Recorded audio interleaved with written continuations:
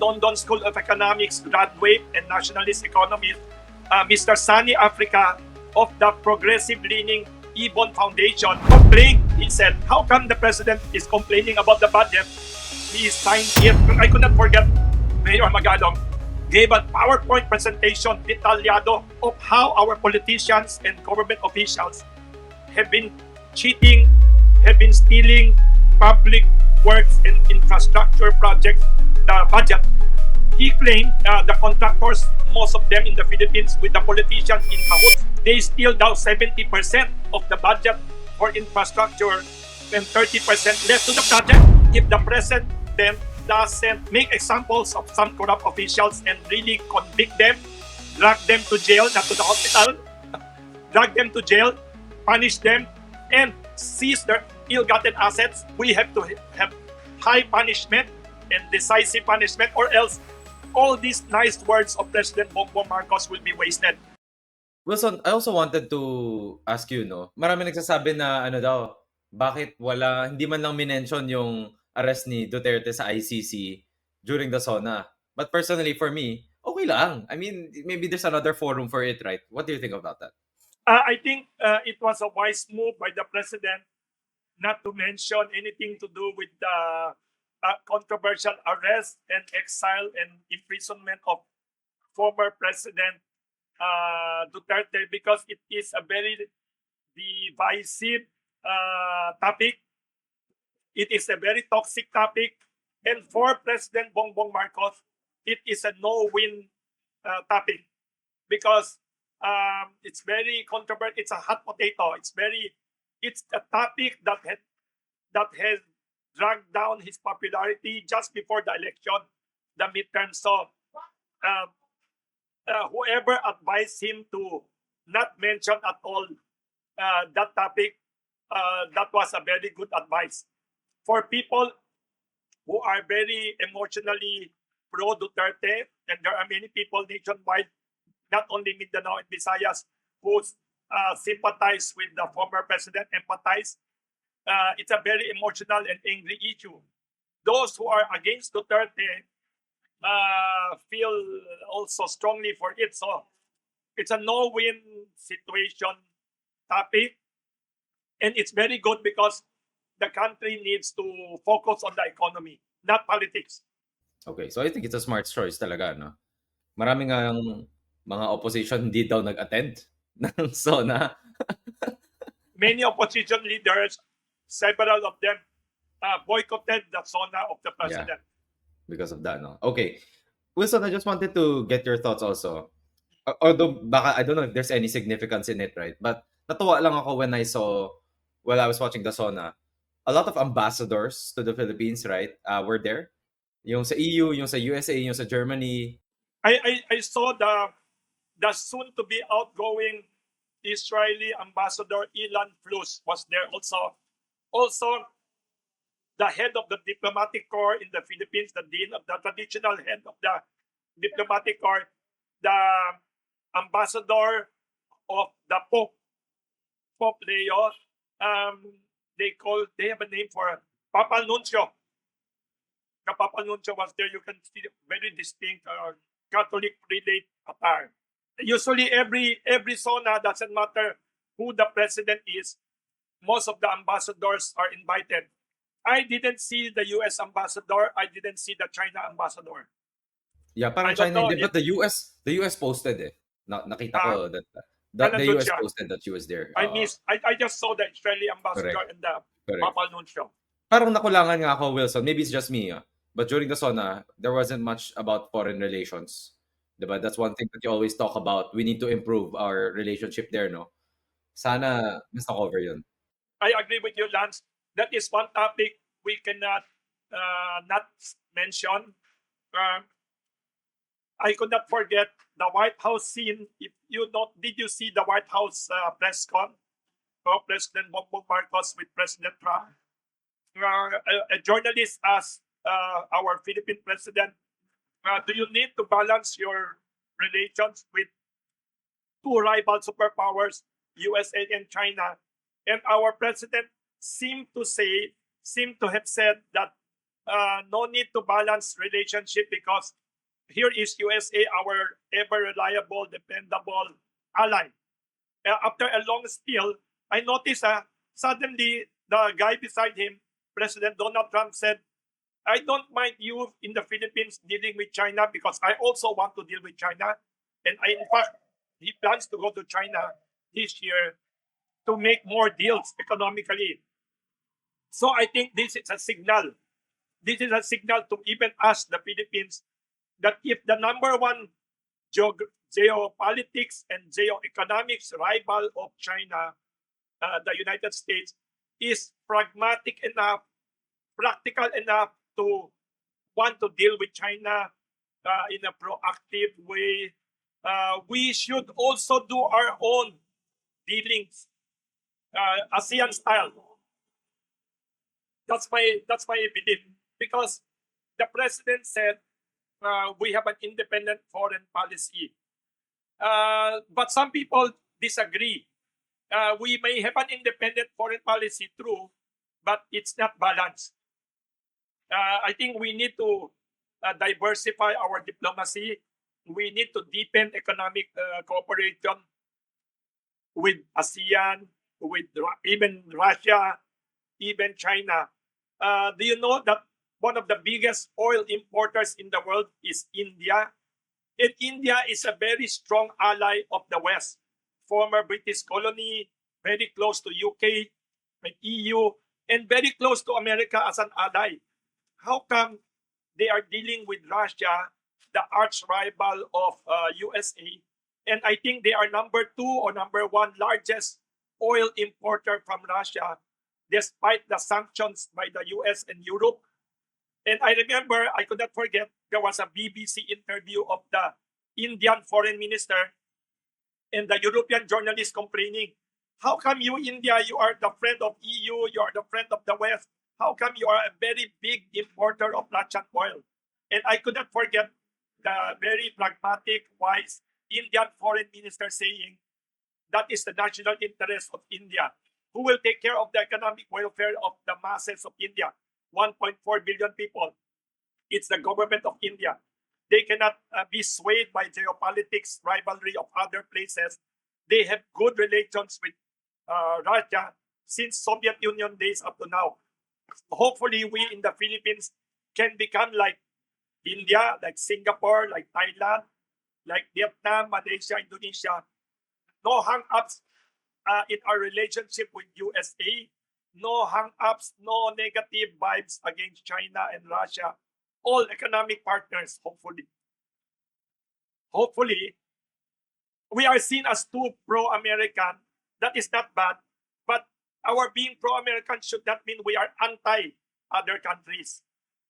Hopefully, we can be like Singapore. Singapore is very pro-West. Sorry, nahulog. Singapore is pro-USA. They host American military troops and ships coming, going Singapore. And yet, they are very close to China. They are good friends with Russia. They are good friends with everyone. That is true, friends with everyone. In our case, we have rhetoric. Only the president said, we are friends to all, enemies to none. But let us examine our rhetoric. Our politicians have controversial rhetoric sometimes, which make the country pigeonhole us too much of an ally of someone against someone. That is very dangerous situation. We should be like Singapore, hopefully, or Thailand, or Vietnam, or Malaysia. Thank you for that, Wilson, no, for at least may konti coverage tayo on the foreign policy part, no. Siguro one other thing that I want to ask, every year to, Wilson, people, they call it the People's Sona. They're on the streets of Commonwealth. And meron kang nagtatanong, may nangyayari ba pag nagrally ka during a Sona, di ba? What's your take on this? Why do people continue to do these rallies? And do you think that the relevance is still there, no? Naririnig kaya sila ng mga politicians? Or are they embodying something else? I think we are a true democracy in the Philippines. We may be an imperfect democracy, but we are one of the most vibrant democracies in Asia. So this this alternative or so-called people's Sona in the streets by the progressives and the activists and the opposition groups should be welcomed by even our leaders. Because the most dangerous thing for any leader, the most dangerous thing for any government, personally, my point of view, is to be surrounded by so many lapdogs, so many people who are praising you nonstop. Psychopaths. Psychopaths in English, sip-sip. Hinihigop ka na literally. That is the worst thing because it will make your government collapse internally. You will not exert better effort. You will not be hearing the true complaints of the people. So these people, Sona, they may not be all correct. They may not be perfect in their solutions, but their complaints, ako personally, the progressives, the so-called progressives, the leftists, the socialists, and even the communist people, all of them, we may not agree with all their solutions. But one thing I agree with them sometimes, and I admire their analysis of the shortcomings of our society, social, economic, political shortcomings as a democracy. Our many feudal, oligarchic, and unfair situations economically, socially, politically. Not all their solutions I subscribe to, but I admire many of their critical analysis sometimes are very thought-provoking. So we should listen to all sides. And I welcome those people, Sona, and in fact, it doesn't matter whether it's Duterte, Gloria Arroyo, Noynoy Aquino, or Bongbong Marcos as leader. They have to thank those people in the streets for telling them the negative things. Like me, I run this Kamuning Bakery Cafe, 86-year-old. Whenever the few occasions I get feedback that is very critical, I have complaints from customers, I tell my staff, the bakers and the people in the office, those are my most welcome feedback because negative feedback awakes you, arouses you, makes you better, challenges you. So complaints sometimes are the best feedback.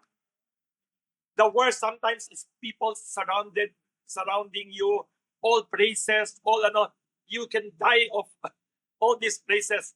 You will die and you will decay.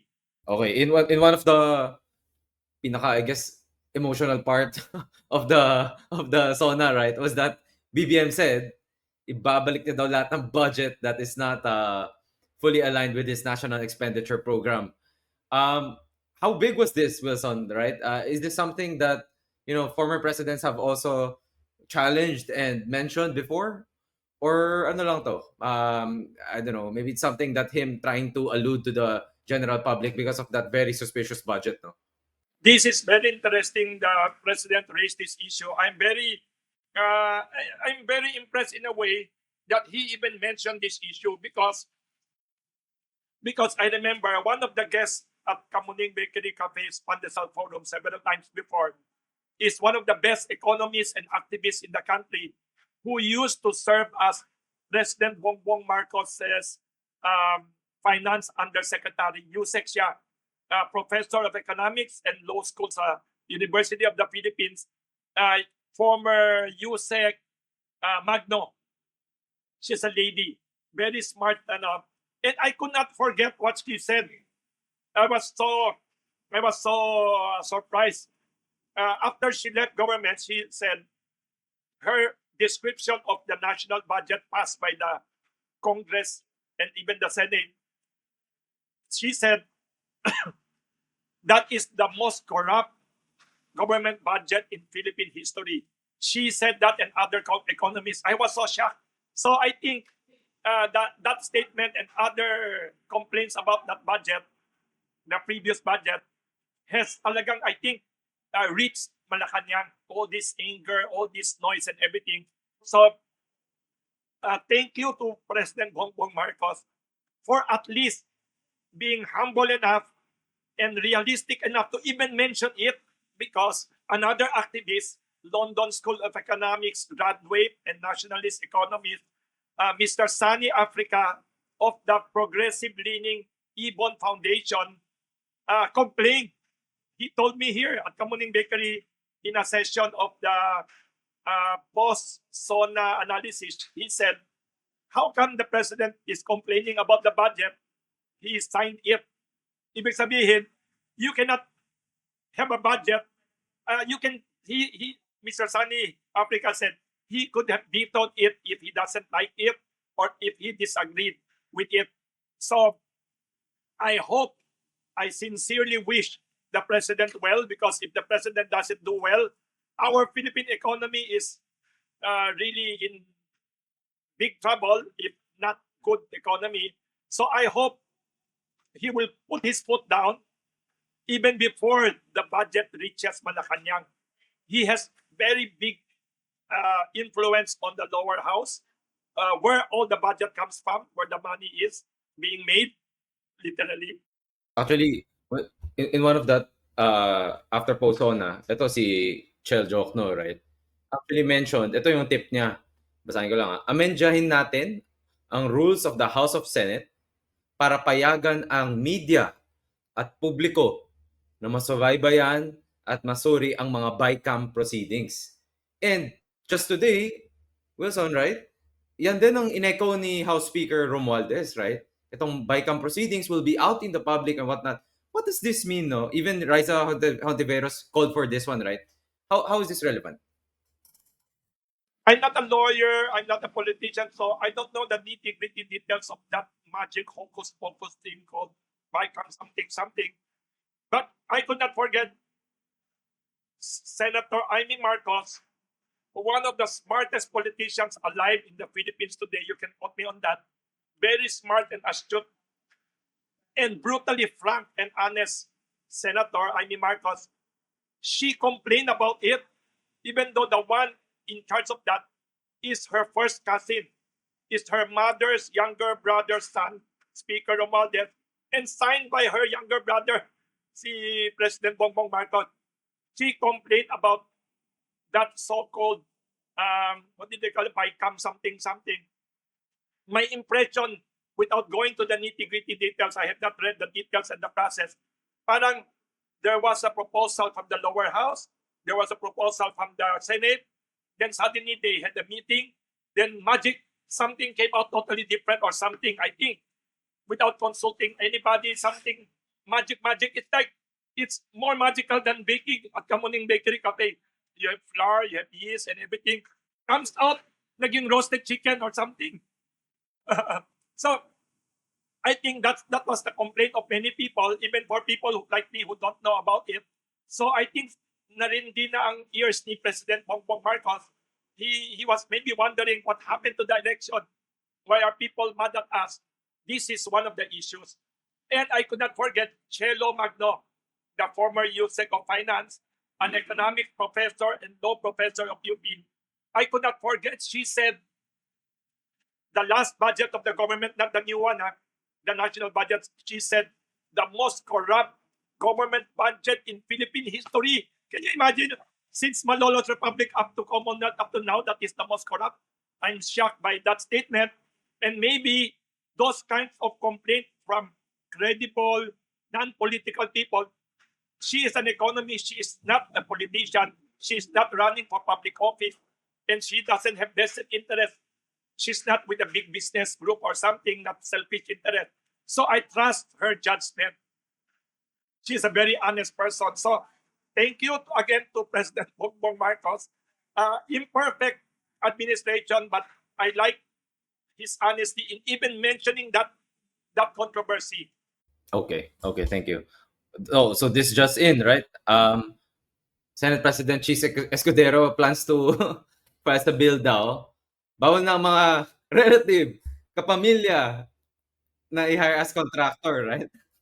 Alam mo, I could not forget Baguio City Mayor Magalong. I was invited to a to an event in Club Filipino Green Hills, San Juan, I think last year or early this year. And he was the main speaker.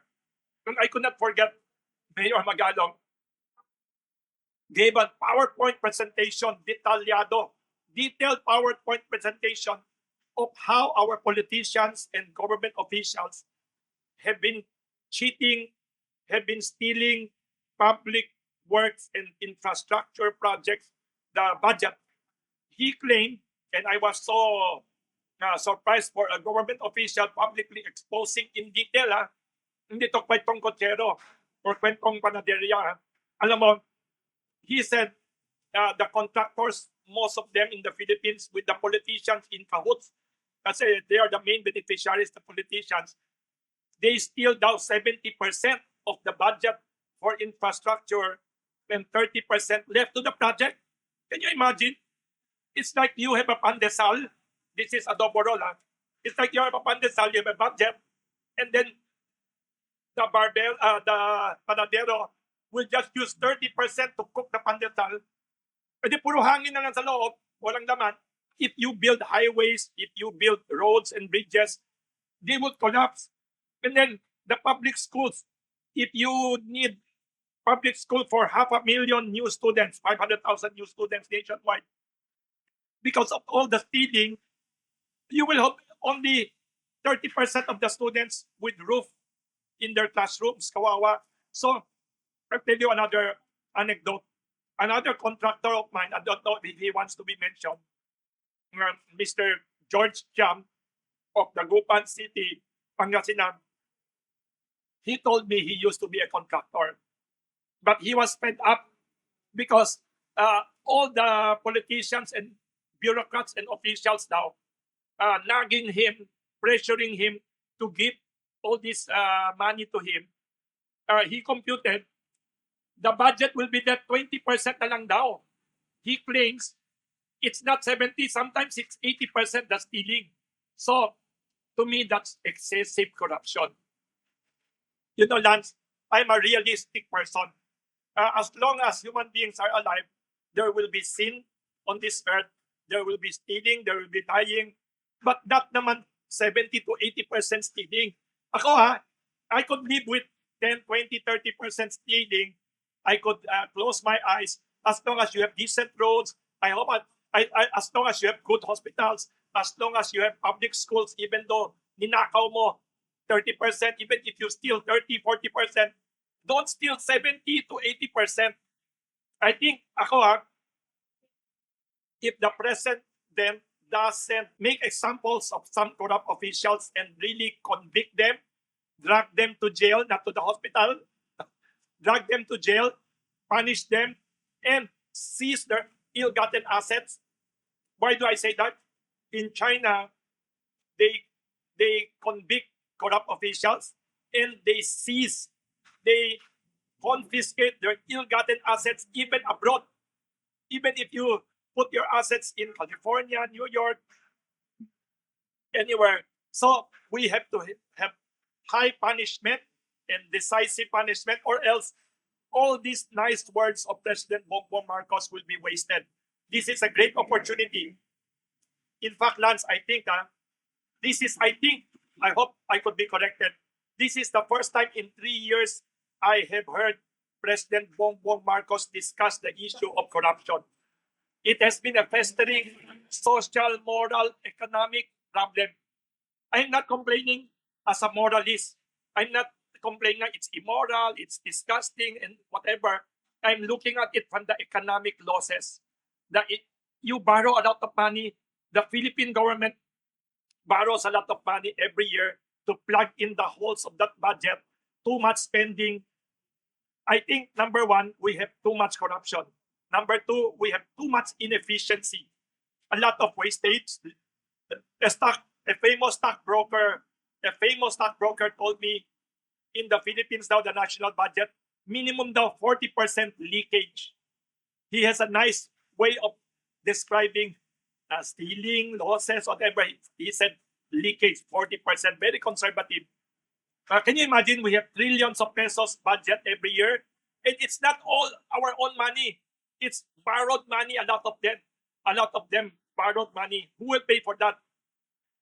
Another thing, Balance, I'm very concerned about all those freebies mentioned by the president. Who will pay for those? Yes, are they sustainable? Are they practical? Or are they for pogi points only this year and the next 3 years? I hope we will balance common sense, economic common sense. So I'm off to my last question. Wilson, very fresh today. Nagkaroon tayo ng committee assignments. I think mga almost 3 hours ago lang to, Wilson, no? So, I don't know if you had any highlights, any specific na nagustuhan mong assignment. Pero, I guess, Maybe you can mention a few names. yeah, so, I think Blue Ribbon is Senator Marcoleta. Siyempre, si Kiko Pangilinan is in agriculture. And Bam Aquino is in education. Can I comment one by one? Go ahead. Si Senator Marcoleta has been a customer of Kamuning Bakery Cafe and spoke here at Pandesal Forum. In fairness to that guy, that's why I voted for him also. He is very bright. Matalim. He knows the facts. He is very level-headed. He is a very knowledgeable politician, lawyer. He is somebody I could trust legislative work to. He knows a lot about his work. Siyempre, Blue Ribbon is very, very critical. Diba? Na committee. We need people like him who has the guts to say critical things. Smart and level-headed. Well, si Kiko and si Bam in obvious positions. Diba? Bagay na bagay. These two people, I think, are the best people for agriculture, Kiko Pangilinan, and Bam Aquino for education.